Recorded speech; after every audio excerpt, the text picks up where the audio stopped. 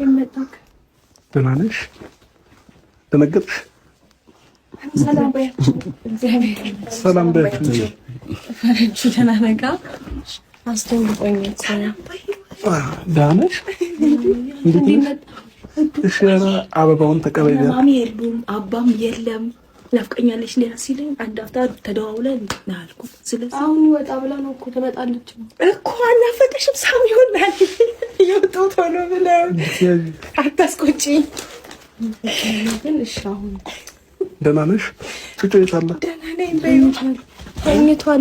ልጄ ተኝቷል። አትቀስቅስብኝ አላበኝ። እግዚአብሔር ሶፍታለሽ ዋይፐር ልስጥ ዋይፐር ልስጥ ላበላቡን ጋይስ እንዴት ነሽ? ሰላም ታስጩ ምን ሆነሻል? አትንኪሽ፣ አይዞሽ። ምን ሆነሽ ነው? እንዴት መጣ አንተ? ሲጀመር በመኪና በእግሩ እሺ ነው የለሁበትም። ምነው መምጣት አልነበረብኝም እንዴ?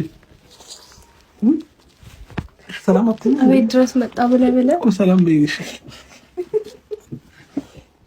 እንደዛ ሰላም ነው የሚባለው። እሺ ሩታይ በሰከለ በሩን ቆልፌዋለሁ። መቼ ማጠበቃ ይገው በሩን ቆልፌዋለሁ። አትጨራለቂ። እሺ እኔ ምን አገባኝ እንደበት ለተሰለ ደቂቃ ፈታ ብልሻል ማለት ቆልፌዋለሁ። እሺ እስከሚመጣ እንዳታስገዲ እንዴ። በቃ አትፈሪ። ምንድን ነው እኔና አንቺ እንነጋገራለን። ቆይ አይ ባይ ዘ ዌይ ምን መሰለሽ ከማሚ ጋር እኮ ተገናኝተናል። ምንም እኮ ችግር የለውም። ሐኪም ቤት አሳብረን አልነበር እንዴ? እዚህ መምጣቴ ነው እና ቤት ድረስ ትመጣለህ ደግሞ ብለህ ኖርማል እኮ ነው እሱ ነበር የቀረኝ መጣ። ከዛም ባለፈ ደግሞ ማለት ነው ባለፈውም እኔ ነኝ እንጂ ያልመጣሁት መኪናዬ መጥቶ ነበር ባይ ዘ ዌይ ማለት ነው። ባለፈው ፈርቼ በሹፌር ነበር ሩታን እንድትመጣ ያደረኩት ማለት ነው። እና አሁንም ቢሆን ኖርማል ነው። ስለዚህ ማሚን ብታይኝ ምንም አትልም። ለምን ሐኪም ቤትም ላይ አብረን ስለነበርን ማለት ነው። እና አታካብዱ፣ ቀለል አድርጊው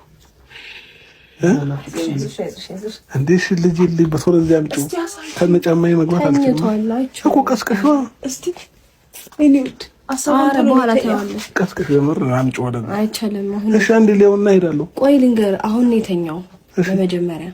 እኔ ማለት አልተኛው። ስንት ቀን ሙሉ ይተኛል እንዴ? አንዴ ይቻላል። ማታ ልንገር አላስተኛኝም። ስለዚህ ነው አሁን ልብሴን ቀያሬ ምናምን ልተኛ ስለ የመጣው። አሁን ሩታዬ ከተነሳ ይበቃዋል። አዎ ከተነሳ እናስተኛዋለን። እውነት እናስተኛዋለን። አንቺ እንዴት ብለሽ ነው ያስተኛሽው? አላደገም። እሺ አላደገም። የምር አላደገም። አድጓል እኮ አምጪው። እሺ ድሮ ከኔ ጋር ነው ላይ አድግ ነው።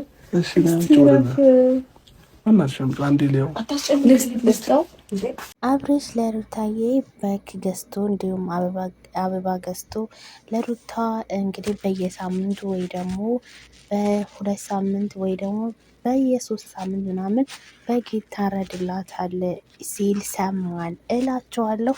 ውድ ቤተሰቦቼ እንግዲህ ሩታዬ እንኳን በግ ወርቅ ቢነጠፍባት ወርቅ ቢነጠፍላት ያንሳታል ማለት ነው። እውነት ለመናገር ሩታ በግ ምናምን ይሄ ባይዘዊ ወርቅም በግም መኪናም ብዙ ምኞት እየተመኛችሁ አላችሁ። ትናንትና አይቻችሁ ነበረ ነው።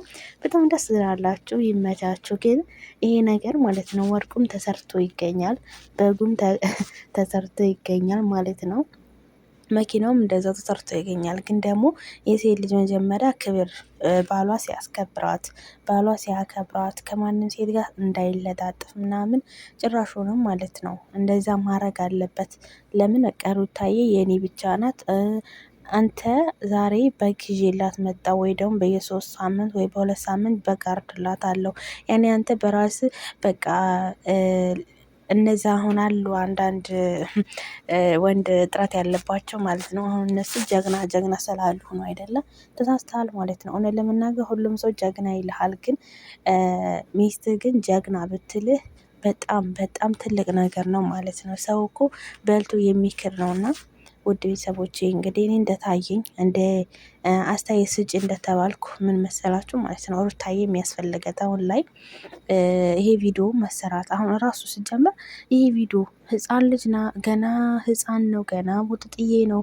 ባይዘው መውጣት ራሱ የለበትም ሚዲያ ላይ በቃ አንዴ ወለደ የተባለ ተሰማ ቢያንስ እንኳን 40 ቀን እስከሚሞላት መቼም እርጉዝ 40 ቀን ተሞላ በኋላ ችግር የለውም እንደፈለጋት እሷ ራሱ ረጋ ብላ ተረጋግታ እንደማንኛውም አራስ ቁጭ ብላ በልታ እንደማንኛውም ሰው ማለት ነው። እርጉዝ ሆና መቀመጫና መተኛ ራሷ አላስቀመጣችኋትም። ለምን በጣም ስረብሿት ነበረ ሁላችሁም።